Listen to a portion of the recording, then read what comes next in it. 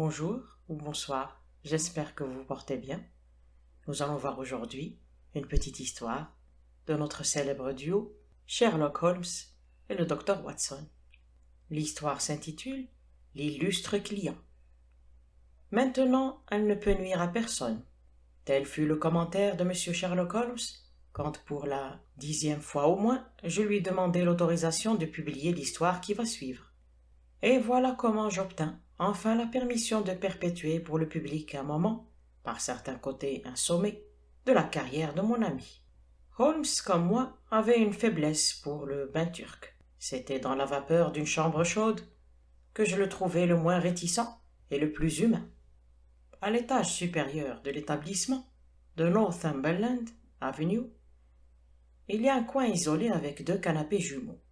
Nous les occupions le 3 septembre 1902, jour où commence mon récit. Je lui avais demandé si quelque chose de passionnant était en train. Pour toute réponse, il avait sorti des draps qui l'enveloppaient, son long bras mince et nerveux, et il avait extrait du manteau suspendu à côté de lui une certaine enveloppe. Voilà qui émane peut-être d'un faiseur d'embarras, me dit-il, en me tendant le billet qui y était inclus.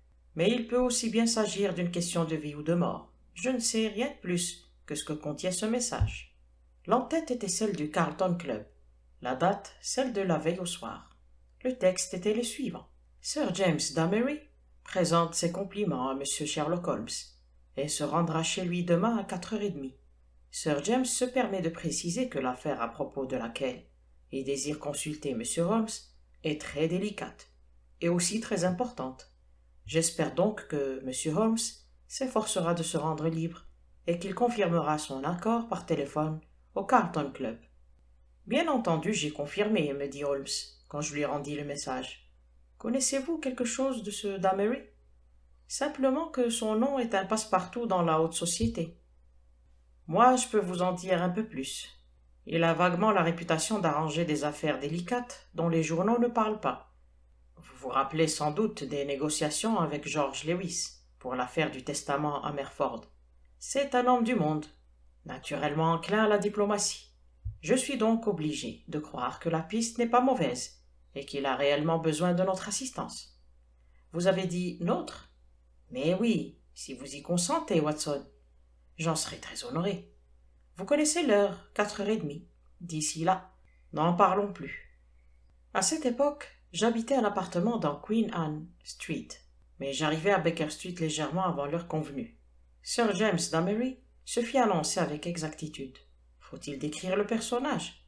Tout le monde se souvient de ce gros bonhomme, honnête, un peu snob, de son large visage rasé et surtout de sa voix moelleuse, agréable. Ses yeux gris brillaient de franchise, et la bonne humeur se lisait autour de ses lèvres souriantes, mobiles. Son chapeau clair, sa redingote noire, tous les détails de son costume, depuis la perle qui était posée sur sa cravate de satin sombre jusqu'aux guêtres couleur de lavande sur les souliers vernis, illustraient le soin méticuleux qu'il consacrait à s'habiller et qui l'avait rendu célèbre. Notre petite pièce semblait écrasée par la présence de ce grand aristocrate dominateur.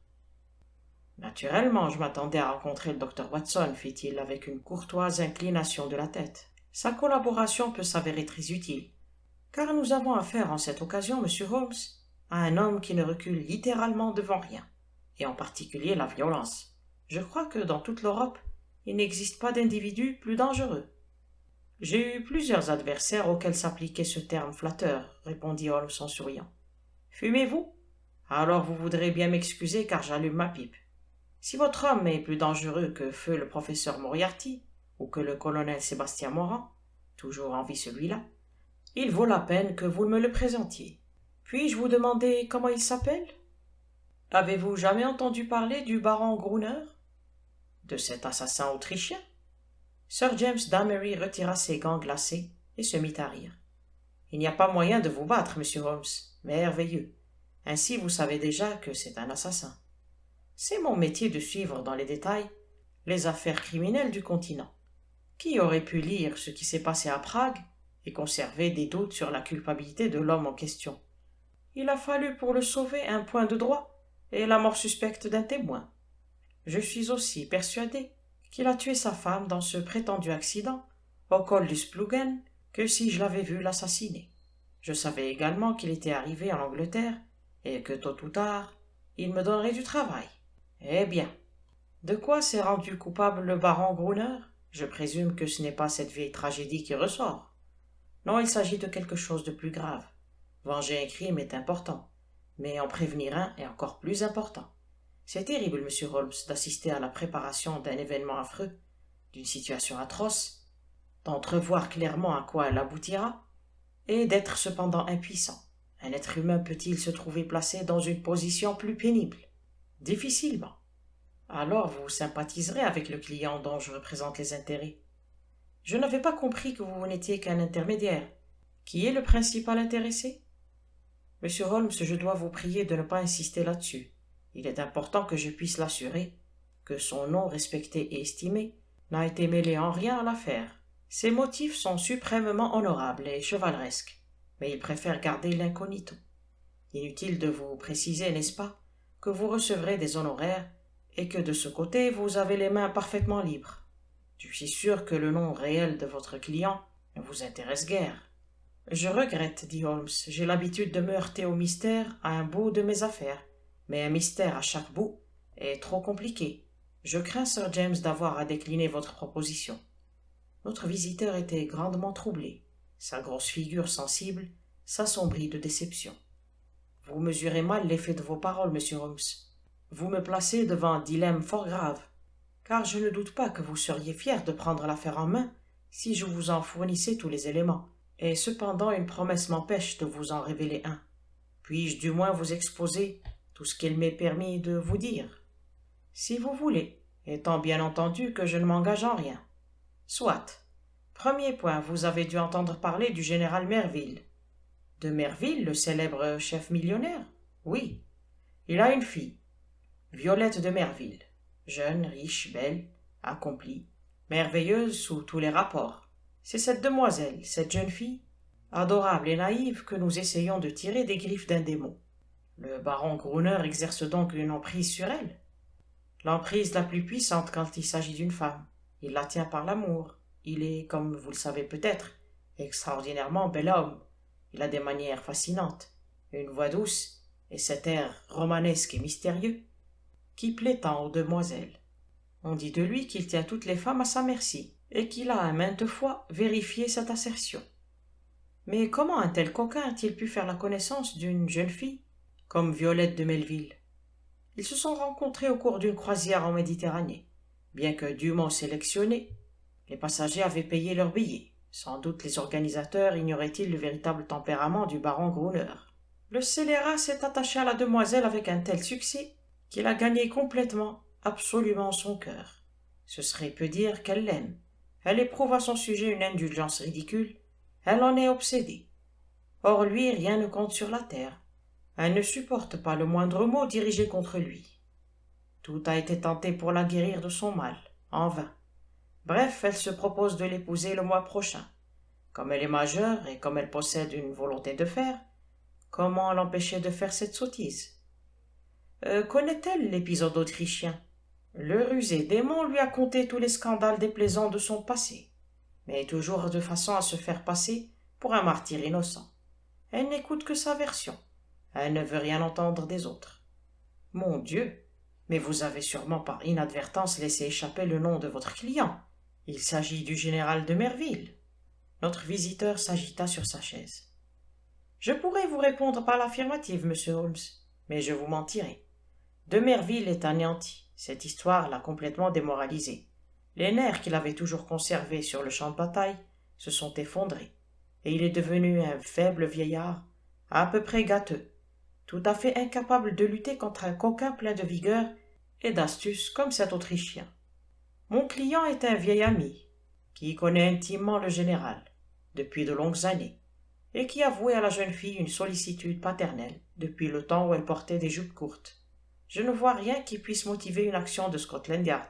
C'est à sa suggestion que je suis venu vous trouver, mais à la condition expresse qu'il n'apparaisse jamais dans l'affaire. Je ne mets pas en doute, monsieur Holmes, qu'avec vos grandes qualités, vous puissiez identifier mon client en me pressant de questions. Mais je dois vous demander votre parole de n'en rien faire et de préserver son incognito. Le visage de Holmes s'éclaira d'un sourire malicieux. « Je crois que je peux vous le promettre, dit-il, et j'ajoute que votre problème m'intéresse, que je suis disposé à m'en occuper. Comment puis-je vous contacter le cas échéant? On me trouvera toujours par l'intermédiaire du Carlton Club. Mais en cas d'urgence, voici mon numéro personnel. XX31. » Holmes le nota et demeura assis, le même sourire aux lèvres, avec son carnet encore ouvert sur les genoux. « L'adresse actuelle du baron, s'il vous plaît? » Vernon Lodge, près de Kingston. C'est une grande maison. Il a eu la chance dans de récentes spéculations financières, plutôt douteuses d'ailleurs, et il est riche, ce qui le rend encore plus dangereux. Est-il à Londres à présent? Oui. En dehors de ce que vous m'avez dit, ne pouvez-vous pas me donner plus amples renseignements sur cet individu? Il a des goûts dépensiers. C'est un fanatique des chevaux. Pendant quelque temps, il a joué au polo à Hurlingham. Mais cette affaire de Prague a été divulguée et il a dû démissionner. Il collectionne livres et tableaux. Il a un sens artistique, indéniable. Je crois qu'il est une autorité reconnue en porcelaine chinoise et qu'il a écrit un livre sur ce sujet. Un esprit complexe, fit Holmes. Tous les grands criminels sont des esprits complexes. Mon vieil ami Charlie Pierce était un virtuose du violon. Wainwright était aussi un artiste. Je pourrais vous en citer bien d'autres. Eh bien, Sir James, vous informerez votre client que je vais prendre en main le baron Gruner. Je ne peux pas en dire davantage. De mon côté, j'ai diverses sources de renseignements. Et j'ose prétendre que nous découvrirons un moyen de régler cette affaire décemment. Une fois notre visiteur sorti, Holmes demeura plongé dans une méditation silencieuse qui me fit croire qu'il avait oublié ma présence. Finalement, il revint sur terre. « Alors, Watson, quoi de neuf? J'aurais cru que vous seriez allé voir tout de suite la jeune fille en question. » « Mon cher Watson, si son vieux père brisé de chagrin ne parvient pas à l'émouvoir, comment moi, un inconnu, y réussirais-je? Et pourtant, si tout le reste échoue, il faudra bien que je m'y décide. Mais je pense que nous devrons commencer en partant d'un angle différent. Mais avis que Shinwell Johnson pourrait m'aider. Je n'ai pas eu jusqu'ici l'occasion de citer le nom de Shinwell Johnson, parce que j'ai peu parlé des affaires se rattachant à la dernière phase de la carrière de mon ami. Au cours des premières années de ce siècle, il était devenu un adjoint incapable. Johnson, je suis désolé d'avoir à le dire, se fit d'abord remarquer sous les traits d'un dangereux coquin. Et il purgea 2 condamnations à Parkhurst. Après quoi il se repentit et s'associa avec Holmes. Il fut son agent au sein de la formidable pègre londonienne, et il lui fournit des renseignements qui se révélèrent souvent d'une importance décisive. Si Johnson avait été un indicateur de police, il aurait été rapidement démasqué. Mais comme il travaillait sur des affaires qui n'aboutissaient jamais directement devant les tribunaux, ses anciens compagnons ignoraient tout de ses nouvelles activités. Auréolé de ses condamnations au banni, il pénétrait dans tous les night-clubs, tous les asiles de nuit, tous les cercles de jeu de la capitale, et son cerveau fécond, ainsi que ses dons d'observation, avaient fait de lui un agent de renseignement idéal. C'était donc à cet informateur qu'avait pensé Holmes. Il me fut impossible de suivre toutes les démarches qu'entreprit immédiatement mon ami, car j'avais de mon côté différentes tâches professionnelles à accomplir. Mais il me fixa rendez-vous le soir chez Simpson, où, assis devant une petite table près de la fenêtre, il me donna quelques nouvelles, tout en observant le flux de passants dans le Strand. « Johnson est parti en chasse, me dit-il. Il me ramènera peut-être quelques ordures tirées des recoins les plus sombres du monde souterrain de la pègre. Mais c'est là-dedans, parmi les racines du crime, que nous devons fouiller pour percer les secrets de cet homme. Mais puisque la demoiselle ne veut pas admettre ce qui est déjà connu, pourquoi une nouvelle découverte faite par vous la détournerait-elle de son dessein? Qui sait, Watson, le cœur et l'esprit d'une femme sont des énigmes insolubles pour un mâle. Un meurtre peut être pardonné, une offense bien moindre peut ulcérer. Le baron Gruner m'a dit... » « Il vous a dit? Oh, c'est vrai, je ne vous avais pas communiqué mes projets. Eh bien, Watson, j'aime le combat de près. J'aime affronter un adversaire face à face, et voir de mes propres yeux la substance dont il est fait. Après avoir remis des instructions à Johnson, j'ai pris un fiacre et je suis allé à Kingston. Et j'ai trouvé mon baron d'une humeur très aimable. Vous a-t-il reconnu? Il n'a pas eu de difficulté pour me reconnaître, puisque je m'étais fait précéder de ma carte. C'est un excellent antagoniste, froid comme du marbre, qui a la voix suave et douce de certains de vos malades à la mode, mais qui est aussi venimeux qu'un cobra.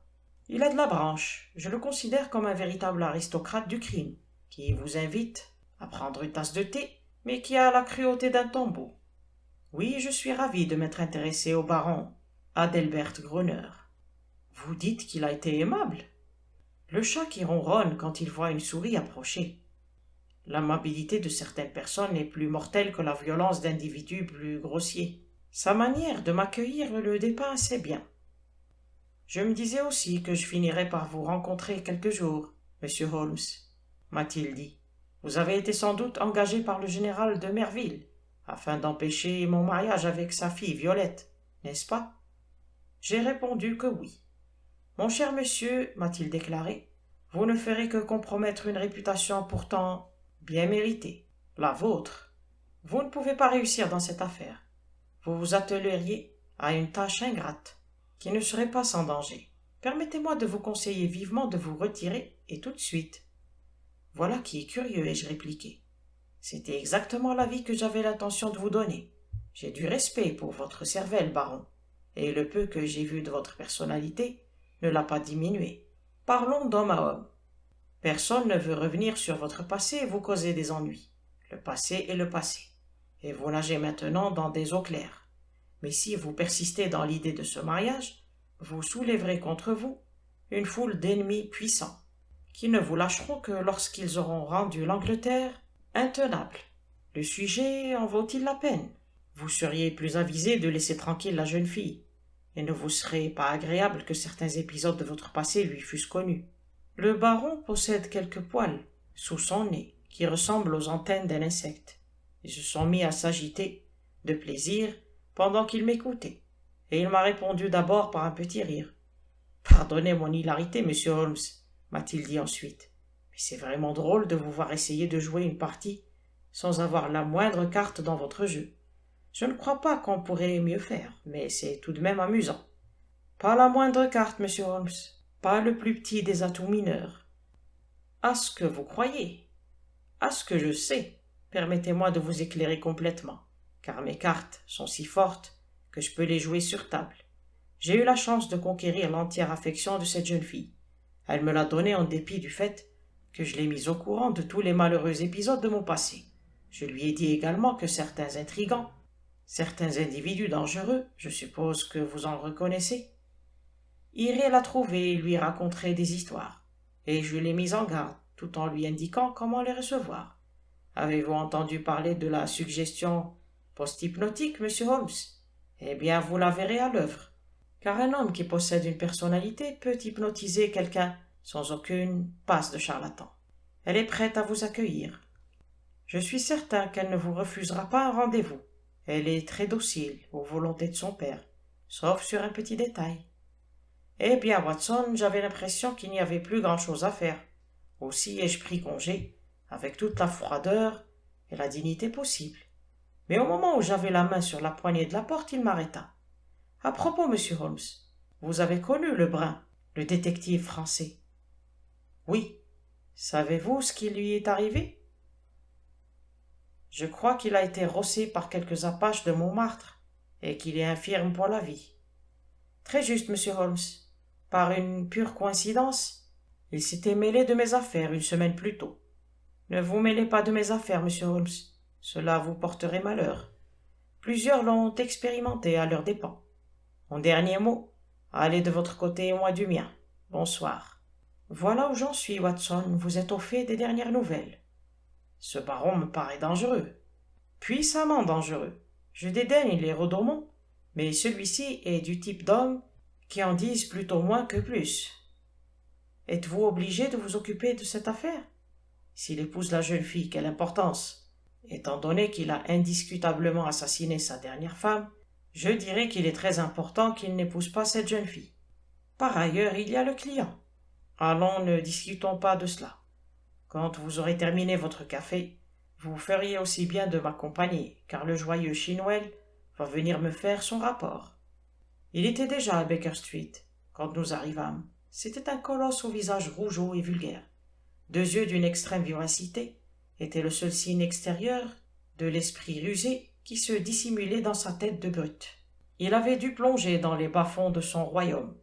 En effet, à côté de lui sur le canapé était assise une mince jeune femme rousse, dont la figure jeune, pâle, pathétique, était si ravagée par le péché et le chagrin qu'on devinait quelles années terribles elle avait dû vivre.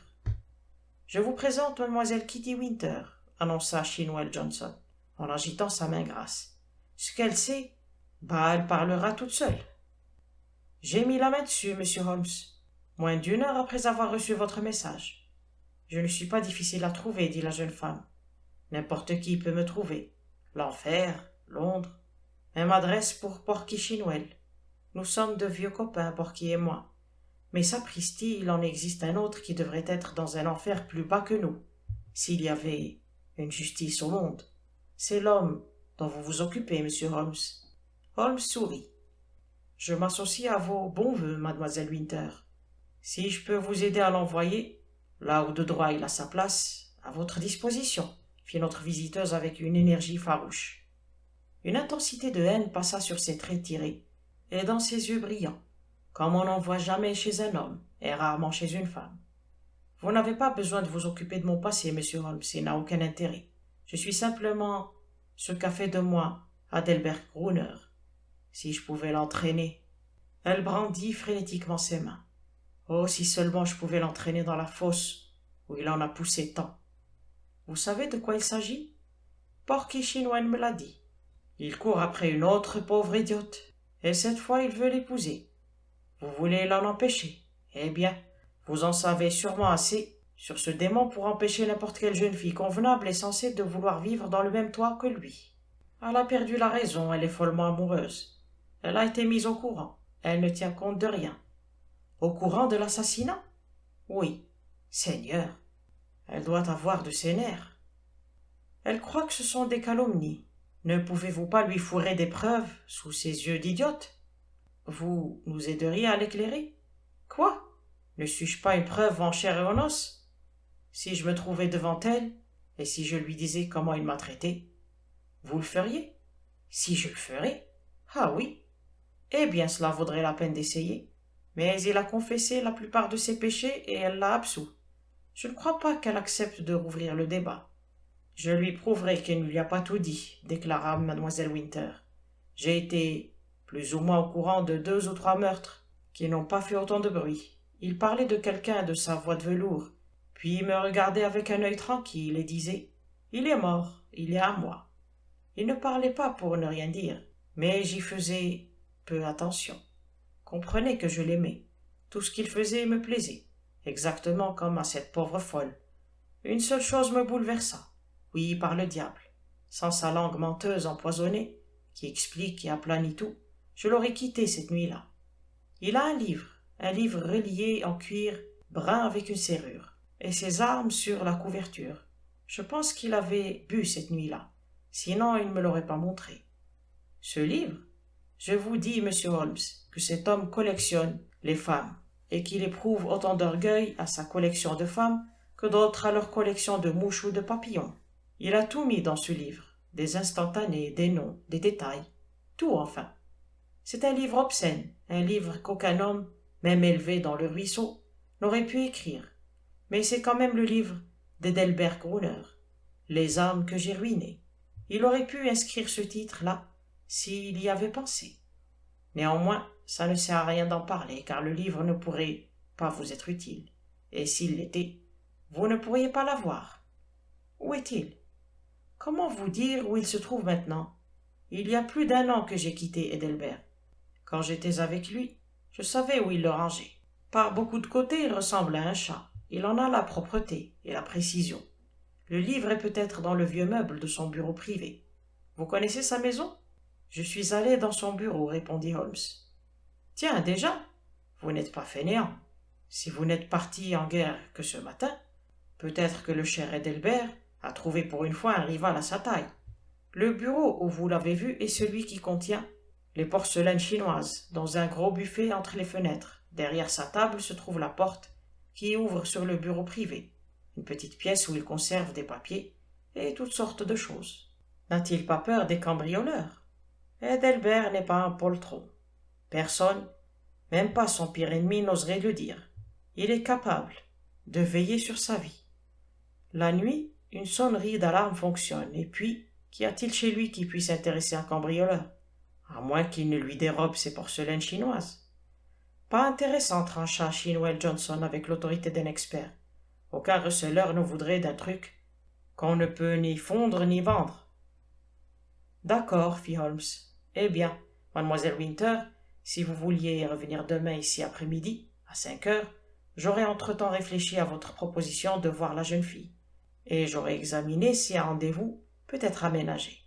Je vous suis extrêmement obligé de votre collaboration. Je n'ai pas besoin de vous dire que mon client sera d'une libéralité... Rien à faire, s'écria la jeune femme. Je ne suis pas ici pour l'argent. Que je vois cet homme dans la boue, et j'aurai ma récompense. Dans la boue et mon pied dessus pour écraser sa figure maudite. Je ne veux pas autre chose.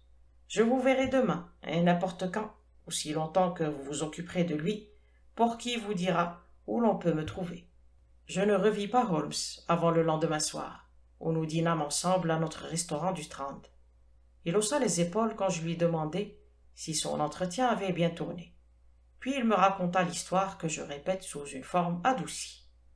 Mon rendez-vous me fut accordé sans aucune difficulté, car la jeune fille fait exprès de témoigner une abjecte obéissance filiale pour toutes les choses secondaires, afin de racheter sa désobéissance pour ses fiançailles. Le général me téléphona que tout était prêt, et la féroce mademoiselle Winter, exact au rendez-vous, monta avec moi dans un fiacre qui nous déposa à 5h30, devant le 104 de Berkeley Square, où habite le vieux soldat, l'un de ces affreux castels gris de Londres, auprès desquels une église paraît frivole. Un chasseur nous introduisit dans le grand salon, tendu de jaune. Là se trouvait la jeune fille qui nous attendait. Elle était pâle, grave, distante, aussi inflexible et froide qu'un névé sur une montagne. Je ne vois pas très bien comment vous la dépeindre, Watson. Peut-être la rencontrerez-vous avant la fin de l'histoire, et vous pourrez utiliser vos dons d'écrivain. Elle est belle, mais de cette beauté éthérée d'un autre monde, qu'on trouve parfois sur des fanatiques dont la pensée ne quitte jamais les cimes.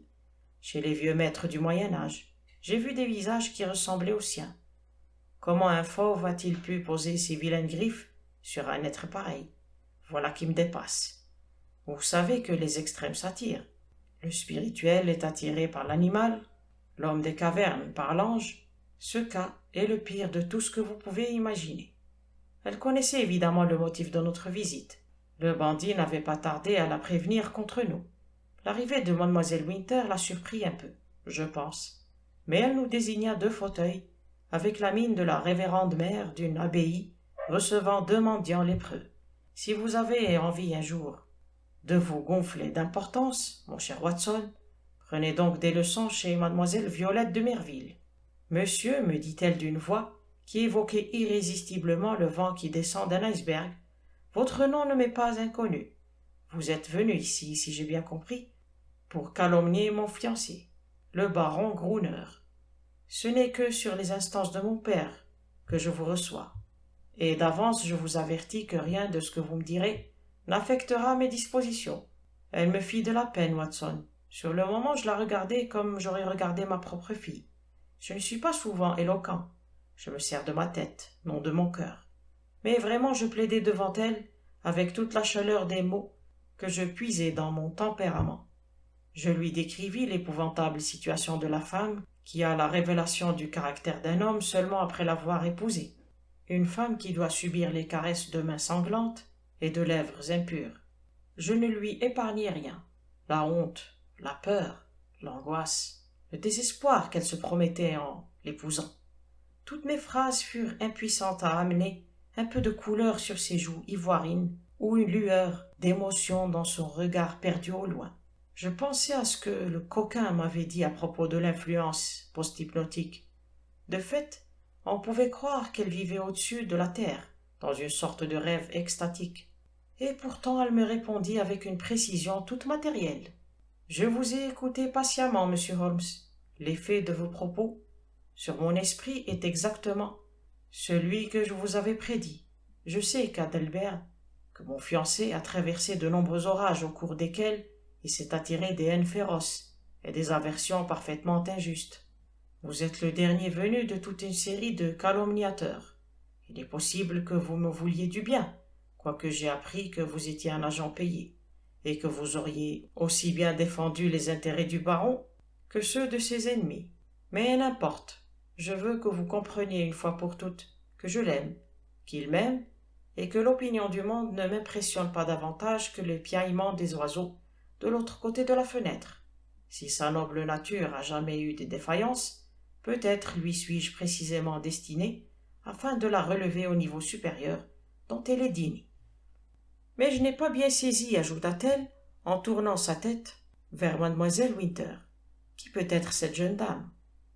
J'allais lui répondre quand la femme intervint à la manière d'un tourbillon. Imaginez le feu et la glace face à face. « Je vais vous dire qui je suis, s'écria-t-elle en bondissant de son siège, et la bouche tordue de passion. Je suis sa dernière maîtresse. Je suis l'une des 100 femmes qu'il a tentées. Séduite, ruinée et jetée au rebut. Comme il fera avec vous. Ce rebut pour vous sera vraisemblablement le tombeau. Peut-être cela vaudra-t-il mieux, je vous le dis. Pauvre folle, si vous épousez cet homme, il sera votre mort. Ou bien il brisera votre cœur, ou bien il vous tordra le cou. Mais vous n'échapperez pas à la mort. Ce n'est pas par amour pour vous que je parle. Je me soucie comme d'une guinée que vous viviez ou que vous mouriez. C'est par haine contre lui, par rancune, pour lui rendre ce qu'il m'a fait. Ce n'est pas la peine de me regarder comme vous le faites, ma belle demoiselle, car vous pourriez vous trouver plus bas que moi, avant peu. Je préférerais ne pas avoir à discuter de pareilles choses, dit froidement mademoiselle de Merville. Je vous répète une dernière fois que je connais 3 épisodes de la vie de mon fiancé, au cours desquels il a eu des affaires avec des intrigantes, et je suis assuré de son sincère repentir pour tout le mal qu'il a pu commettre. 3 épisodes? Hurla ma compagne. Idiote! Pauvre idiote ineffable! Monsieur Holmes, je vous serais reconnaissante de mettre un terme à cet entretien, dit la voix de glace. J'ai obéi à mon père, en vous recevant. Mais je ne suis nullement forcé d'écouter les délires de cette personne. Le juron aux lèvres, mademoiselle Winter se rua en avant. Si je ne lui avais pas saisi le poignet, elle aurait attrapé aux cheveux la fille du général. Je la tirai vers la porte et j'eus la chance de la flanquer dans un fiacre sans soulever un scandale public. Elle ne se possédait plus. Quant à moi, Watson, quoique plus froid, j'étais furieux. Et c'était déprimant de se heurter à une attitude hautaine, distante et au suprême contentement de soi de la femme qu'on essaie de sauver. Vous voilà au fait de la situation. Il est évident que je dois manigancer autre chose. Une nouvelle ouverture, car cette petite confrontation n'aura aucun effet. Je garderai le contact avec vous, Watson. Il est plus que probable que je vous réserverai un rôle à jouer dans ma prochaine pièce. Mais après tout, l'acte suivant pourrait être bien signé d'eux. Il avait deviné juste, leur coup s'abattit, ou plutôt son coup à lui, car jamais je ne pourrais croire qu'elle s'y associât. Je crois que je pourrais, sans me tromper, vous montrer les pavés où je me tenais quand mes yeux tombèrent sur l'affichette d'un journal. L'horreur transperça mon âme. Cela se passait entre le grand hôtel et la gare de Charing Cross. Un unijambiste étala les journaux du soir et leurs panneaux réclament. Ma dernière conversation avec Holmes avait eu lieu 2 jours plus tôt. Là, en lettres noires sur fond jaune, se détachait la manchette suivante. Attentat criminel contre Sherlock Holmes. Je crois que je demeurai cloué sur place quelques instants. Il me semble qu'ensuite j'arrachai un journal des mains du marchand, que je me fis invectiver parce que je ne l'avais pas payé, et que j'allai me réfugier devant la porte d'une pharmacie pour lire l'entrefilé fatal. En tout cas, voici son texte. Nous apprenons avec regret que M. Sherlock Holmes, célèbre détective privé, a été ce matin victime d'une agression criminelle qu'il a laissée dans un état sur lequel il est trop tôt pour se prononcer. Les détails manquent encore, mais l'événement a dû se produire vers midi dans Regent Street, près du Café Royal. 2 individus armés ont attaqué M. Holmes, qui a reçu de multiples coups sur le corps et sur la tête. Les médecins considèrent son cas comme grave. Il a été transporté au Charing Cross Hospital, mais il a insisté pour être ramené chez lui à Baker Street.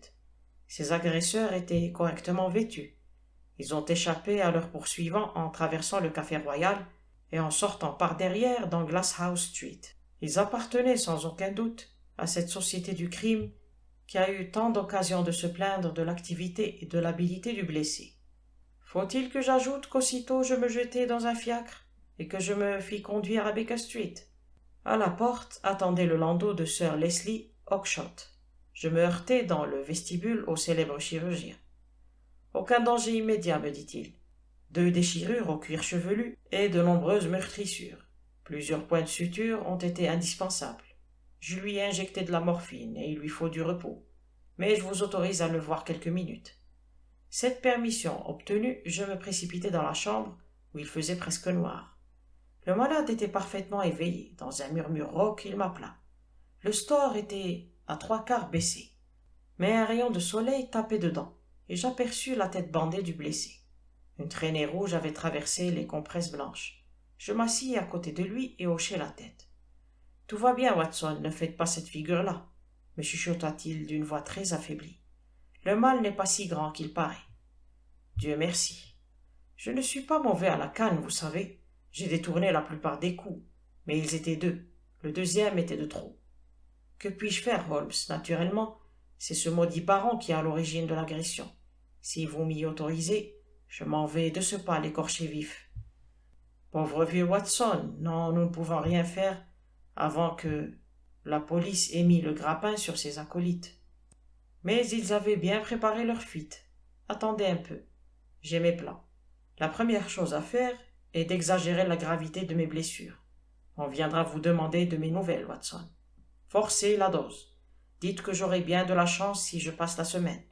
Parlez de délire, de folie, de tout ce que vous voudrez. Vous n'en direz jamais trop. Mais Sir Leslie Oakshott, oh, pour lui aucune inquiétude. Il annoncera le pire, j'y veillerai. Rien d'autre? Si. Prévenez Shinwell Johnson et dites-lui qu'il mette la fille à l'abri. Ces champions vont maintenant s'attaquer à elle. Ils savent qu'elle est dans la course. Puisqu'ils ont osé s'en prendre à moi, il est probable qu'ils ne l'oublieront pas, elle. C'est urgent, faites-le dès ce soir. J'y vais. Rien de plus? Mettez ma pipe sur la table ainsi que la pantoufle à tabac. Parfait. Venez me voir chaque matin et nous établirons notre plan de campagne. Je m'arrangeai avec Johnson le même soir pour qu'il expédie mademoiselle Winter dans une banlieue paisible et qu'il l'y maintienne jusqu'à ce que tout danger ait disparu. Pendant 6 jours, le public demeura sous l'impression que Holmes était à la mort. Les bulletins de santé étaient très alarmants et les journaux publièrent des nouvelles sinistres. Mes visites régulières au malade me permirent de constater qu'il était loin d'être aussi gravement atteint. Sa robuste constitution et sa volonté de fer faisaient merveille. Il se rétablissait vite, et je me demandais parfois s'il ne se sentait pas mieux qu'il ne l'avouait, même à moi. En cet homme, il y avait une curieuse manie du secret qui permettait des effets dramatiques, mais qui ne permettait même pas à son plus fidèle ami de deviner ses projets. Il poussait à l'extrême l'axiome selon lequel le conspirateur le plus assuré de réussir est celui qui conspire tout seul. J'étais plus proche de lui que n'importe qui au monde, et cependant, je savais qu'un abîme nous séparait. Le 7e jour, on lui retira les agrafes. Les journaux du soir annoncèrent qu'il était atteint d'érysipèle. Ce même soir, ils annoncèrent aussi une nouvelle que j'étais tenu à communiquer à mon ami, qu'il fût malade ou bien portant. Parmi les passagers du bateau Ruritania de la compagnie Cunard, en partance vendredi de Liverpool, figurait le baron Adelbert Groner, qui avait à régler certaines affaires financières aux États-Unis avant son mariage imminent avec mademoiselle Violette de Merville, fille unique de etc. Holmes écouta cette nouvelle avec une froideur concentrée. Sa pâleur me révéla à quel point elle le frappait. « Vendredi » s'exclama-t-il enfin. « Plus que 3 jours. Je crois que le coquin veut se mettre hors de danger. Mais il n'y parviendra pas, Watson, par le Seigneur. Il n'y parviendra pas. Dites, Watson, je voudrais que vous fassiez quelque chose pour moi. Je suis ici pour vous être utile, Holmes. Eh bien, consacrer les prochaines 24 heures à étudier de près les porcelaines chinoises. Il ne me donna pas d'autres explications, et je ne lui en demandai aucune. Une longue expérience m'avait enseigné à obéir sans discuter. Mais quand j'eus quitté sa chambre, je descendis Baker Street, tout en cherchant comment je pourrais accomplir sa volonté. Finalement, je me fis conduire à London Library, de St. James Square, exposer mon projet à mon ami Lomax, le sous-bibliothécaire, et regagner mon appartement avec un gros volume sous le bras. On dit de l'avocat qui a étudié un dossier avec beaucoup de soin qu'il est capable de coller un expert le lundi, mais que le samedi il a totalement oublié toutes ses connaissances fraîchement acquises. Certainement, je ne voudrais pas poser maintenant à l'expert en matière de céramique. Et cependant, tout le soir et toute la nuit, avec juste un bref intervalle pour me reposer, et tout le lendemain matin, j'appris des tas de choses, et je me bourrai la tête de noms. J'appris les poinçons des grands artistes décorateurs, le mystère des dates cycliques, les marques du Hongwu et les beautés du Yanglu, les écritures de Tang Yin et les gloires de la période primitive du Song et du Yuan. Ployant sous le fait de tous ces renseignements, je me rendis le lendemain soir chez Holmes. Il s'était levé, ce que vous n'auriez pas pu deviner d'après les communiqués destinés au public, et il était assis dans son fauteuil préféré, sa tête entourée de bandages, reposée sur sa main. « Ma foi, Holmes, lui dis-je à en croire les journaux, vous êtes agonisant. C'est exactement l'impression que je veux répandre. Et vous, Watson, avez-vous bien appris votre leçon? » « Du moins, j'ai essayé. »« Bravo. Vous sentez-vous capable de soutenir une conversation intelligente sur ce sujet? » »« Je crois que oui. »« Alors, passez-moi cette boîte sur la cheminée. » Il ouvrit le couvercle et exhiba un petit objet soigneusement enveloppé dans une fine soie d'Orient. Il la déplia et découvrit une soucoupe délicate d'un bleu profond, extraordinaire. « Il faut la manipuler avec précaution, Watson. C'est de la vraie porcelaine coquille d'œuf de la dynastie Ming. On n'a jamais rien fait de mieux depuis. Un service complet vaudrait un prix royal. En fait, je ne crois pas qu'il en existe un en dehors de celui qui se trouve au palais impérial de Pékin. La vue de cet objet rendrait fou un vrai connaisseur. Et que dois-je en faire? » Holmes me tendit sa carte, sur laquelle était gravé Dr. Hill Barton, 369 Half Moon Street. « Voilà comment vous vous appellerez ce soir, Watson. Vous allez vous rendre auprès du baron Gruner. Je connais quelques-unes de ses habitudes. À 8h30, il sera probablement libre. Un billet l'avertira à temps que vous passerez chez lui. Vous lui direz que vous lui apportez un échantillon d'un service parfaitement unique de porcelaine Ming. Vous pouvez bien être médecin, puisque c'est un rôle que vous pouvez jouer sans duplicité. Mais vous êtes surtout collectionneur. Ce service vous a échu par hasard. Vous aviez entendu parler de l'intérêt que porte le baron aux porcelaines, et vous êtes disposé à le lui vendre à un bon prix. Quel prix? Bonne question, Watson. Vous seriez vite démasqué si vous ne connaissiez pas la valeur de cette marchandise. Cette soucoupe m'a été apportée par Sir James. Elle vient, d'après ce que j'ai compris, de la collection de son client. Vous n'exagérez point en affirmant qu'elle a, pour ainsi dire, pas sa pareille au monde. Peut-être pourrais-je proposer que le service soit soumis à l'estimation d'un expert. De mieux en mieux, Watson, vous êtes éblouissant aujourd'hui. Proposez Christie, au Sotheby. Votre délicatesse vous empêche de fixer vous-même un prix. Mais s'il ne me reçoit pas? Oh, s'il vous recevra, il est atteint de collectionnite aiguë, et il a la manie des porcelaines chinoises. C'est une autorité reconnue, ne l'oubliez pas. Asseyez-vous, Watson, et je vais vous dicter la lettre. Pas la peine de solliciter une réponse. Vous annoncerez tout bonnement votre visite, et le motif de cette visite. Ce fut un document admirable, bref, courtois, de nature à stimuler la curiosité du connaisseur. Un commissionnaire du quartier fut prié d'aller le porter à l'adresse indiquée. Le soir même, avec la précieuse soucoupe à la main et la carte du docteur Barton dans ma poche, je partis pour l'aventure. Mon aventure. La maison et tout le domaine indiquaient que le baron Gruner était, comme Sir James l'avait dit, fort riche. La longue avenue qui serpentait était bordée de massifs rares et débouchait sur un grand carré de gravier orné de statues. L'endroit avait été aménagé par un roi de l'or de l'Amérique du Sud, au temps du grand boom. La longue maison basse, avec ses tourelles aux angles, véritable cauchemar pour un architecte, en imposait par ses dimensions et par son assise. Un maître d'hôtel, qui n'aurait pas déparé un banc d'archevêque, m'ouvrit la porte et me confia au bon soin d'un chasseur vêtu de peluche.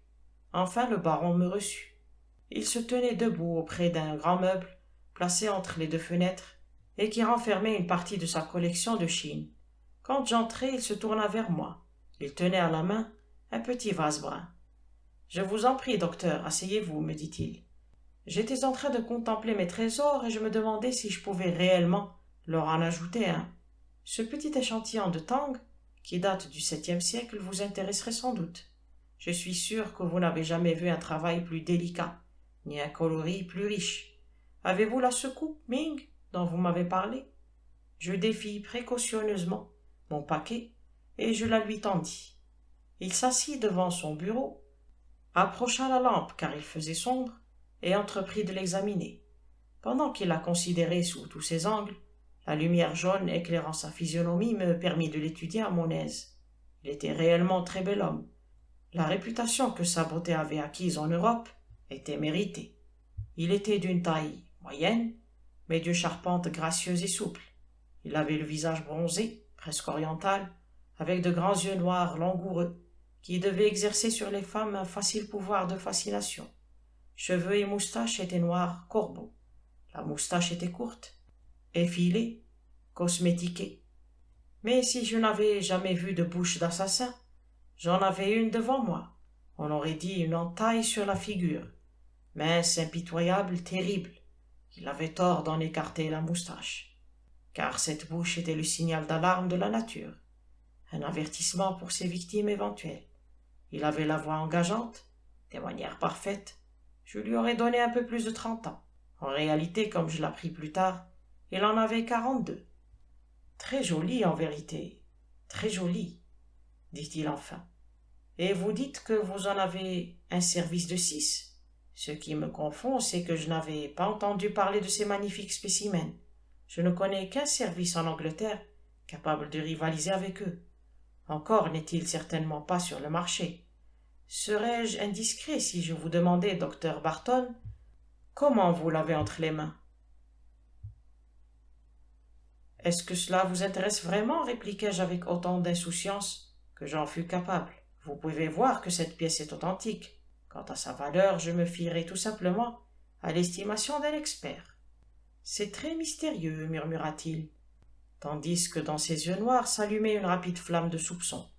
Quand on traite sur des objets d'une telle valeur, il est normal qu'on désire tout connaître sur la transaction. L'authenticité de cette pièce est incontestable, je ne la mets nullement en doute. Mais supposez, je suis bien obligé de faire entrer en ligne de compte toutes les hypothèses, qu'il s'avère ultérieurement que vous n'aviez pas le droit de vendre. Je vous garantirai contre une pareille objection, ce qui pose le problème de savoir quel crédit je pourrais accorder à votre garantie. Mes banquiers, vous répondrez. Bien, mais il n'empêche que toute transaction me paraît hors des normes.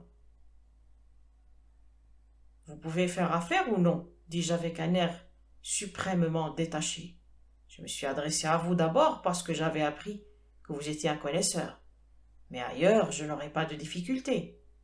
Qui vous a dit que j'étais un connaisseur? J'ai su que vous aviez écrit un livre sur le sujet. L'avez-vous lu?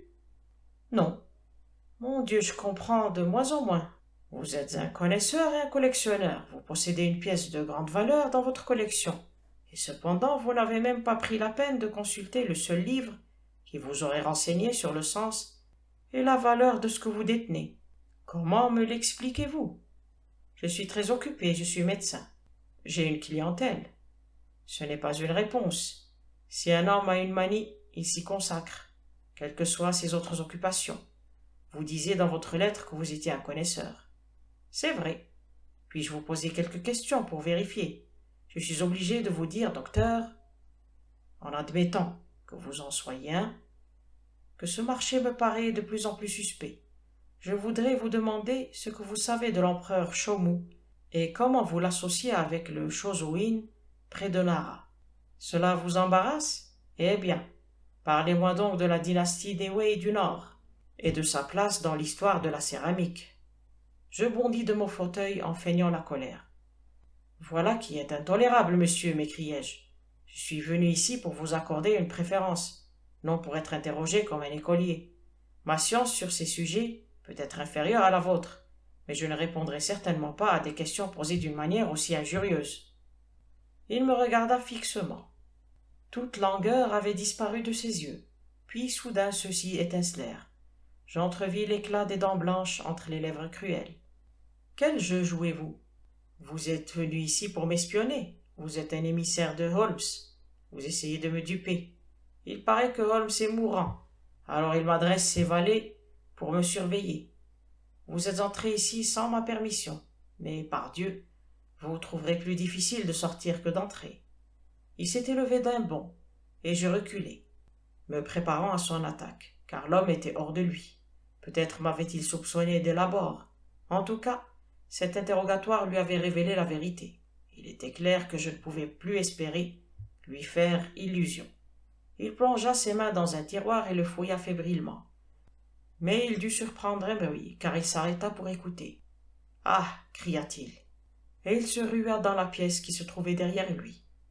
En 2 pas, j'arrivai à la porte. Toujours je me rappellerai la scène qui suivit. La fenêtre de cette 2e pièce donnait sur le jardin. Elle était grande ouverte.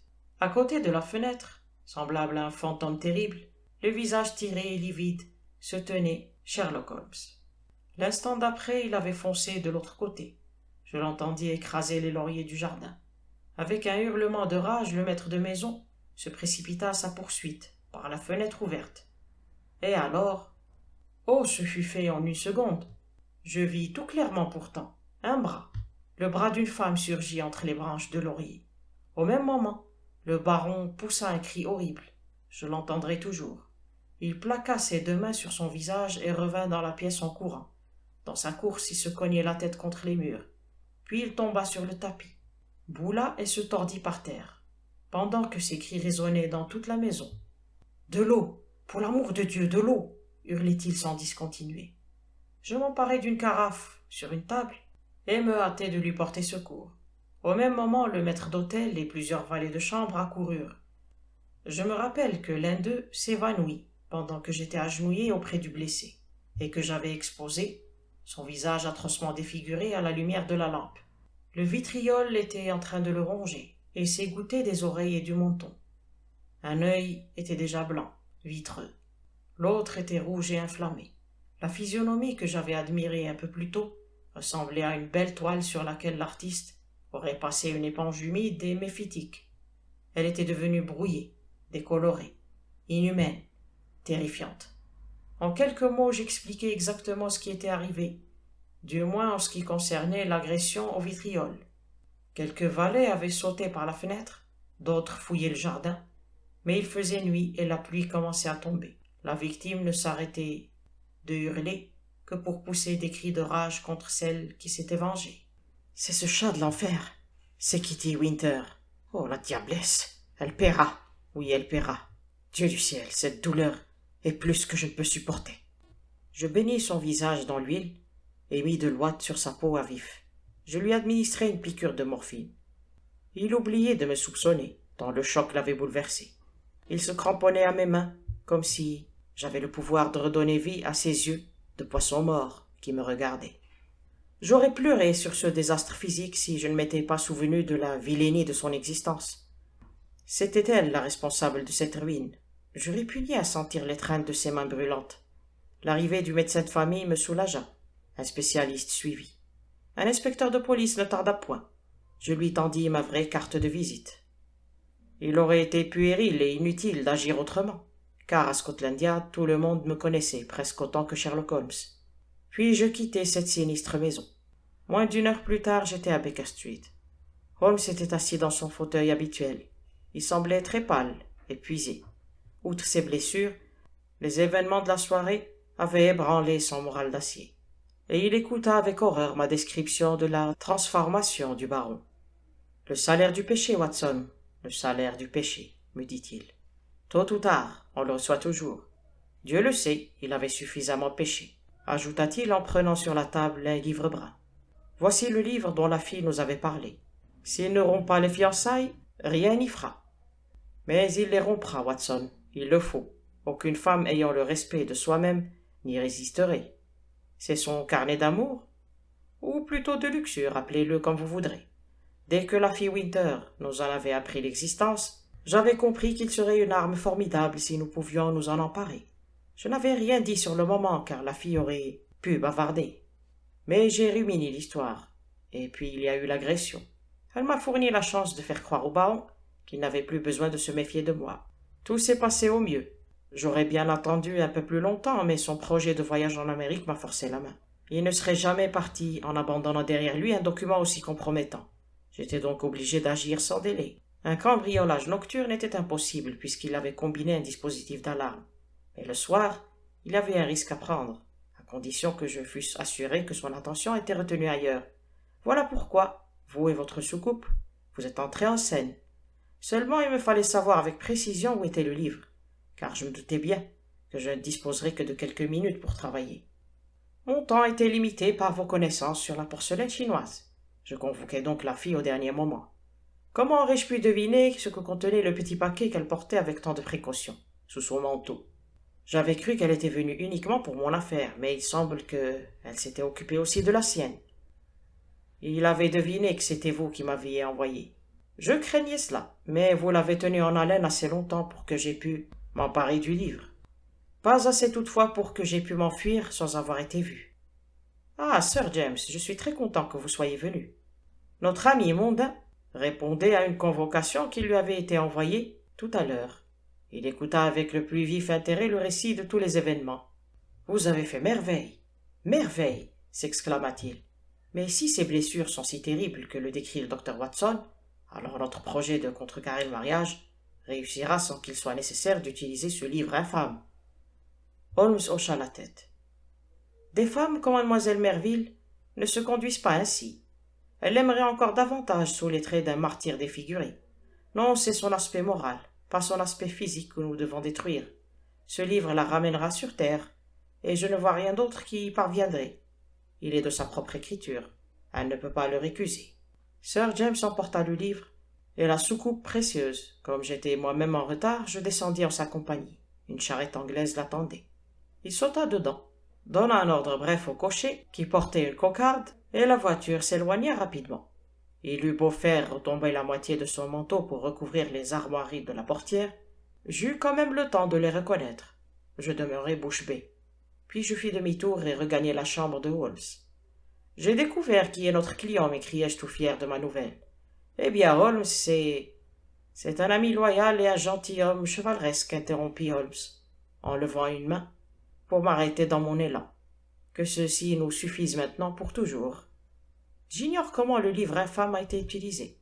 Peut-être Sir James en était-il chargé, mais il est plus probable qu'une mission si délicate ait été confiée au père de la jeune fille. En tout cas, l'effet a été décisif et conforme à nos espoirs. 3 jours plus tard, le Morning Post publiait un entrefilet annonçant que le mariage du baron Ethelbert Gruner avec mademoiselle de Merville n'aurait pas lieu. Le même journal contenait le compte-rendu de la comparution de mademoiselle Kitty Winter devant le tribunal sous la grave inculpation d'avoir lancé le vitriol. Le procès a fait ressortir de telles circonstances atténuantes que le verdict, on s'en souvient, a été le plus indulgent possible. Sherlock Holmes s'est trouvé menacé de poursuites pour cambriolage, mais quand son objectif est bon et un client suffisamment célèbre, la loi anglaise elle-même devient humaine et élastique. Mon ami ne s'est pas encore assis sur le banc des inculpés. Fin. J'espère que l'histoire vous a plu. Je vous donne rendez-vous très bientôt pour une autre. En attendant, je vous remercie très chaleureusement pour votre accueil et votre bienveillance. Prenez bien soin de vous. Au revoir et merci.